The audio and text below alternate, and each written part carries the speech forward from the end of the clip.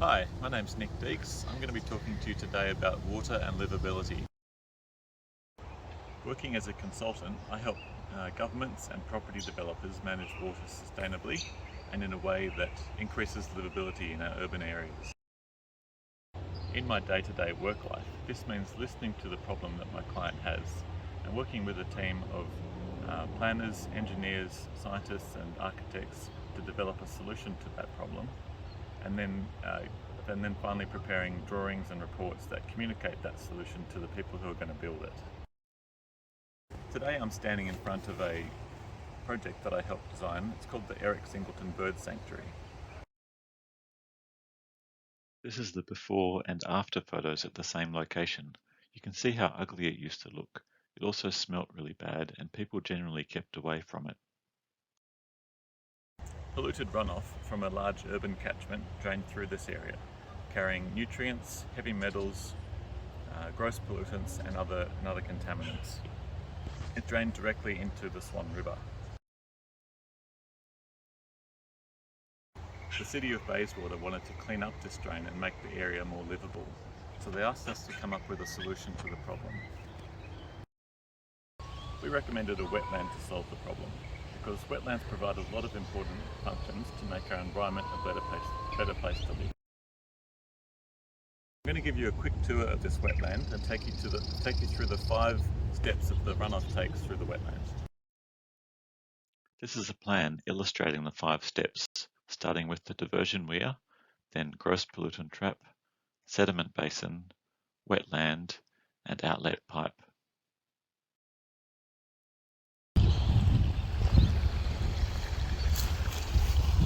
This is the Bayswater main drain.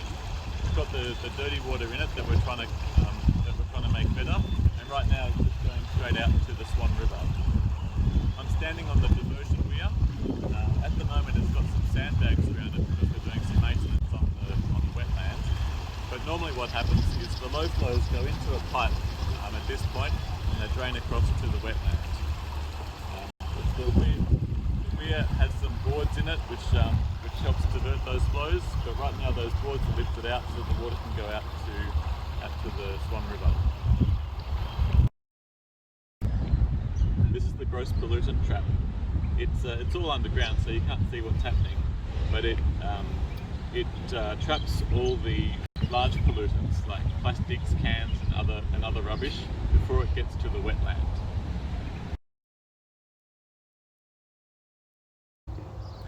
This is where that pipe comes out from the drain into the wetland. This first stage of the wetland is called the sediment trap, and it's where the coarse and the medium sediments settle out onto the bottom of the basin, and then once they settle out, that water can then flow into the rest of the wetland. This is the wetland where all the really interesting stuff happens.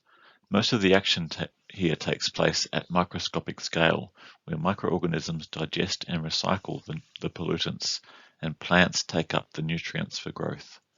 We want to grow a diverse and healthy range of microbes and vegetation, so we provide 6 different wetland zones, ranging from deep open water to shallow and ephemeral zones. We also make the path that the water follows as long as possible, to encourage any fine sediments or suspended solids to settle out.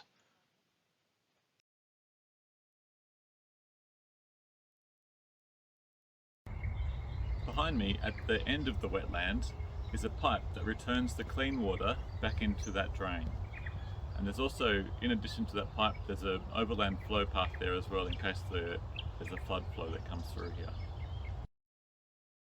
This is the pipe that returns the clean water from the wetland back into the Bayswater main drain.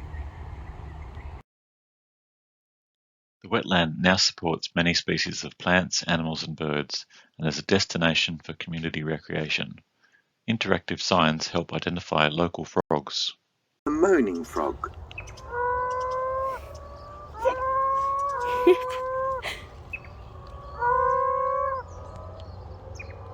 Wetlands take up a lot of space, but we can apply the same principles for water management in our higher density urban areas to improve livability.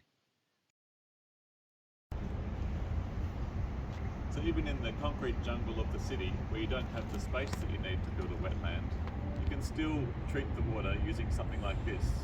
It's called a rain garden, and the water comes off the street, goes into the garden, where it filters through before being piped away after that filtration process. If there's too much water for the rain garden, then it can go into the normal stormwater pit. And the benefit of this type of arrangement is that you've got a tree here to provide shade and cooling in summer.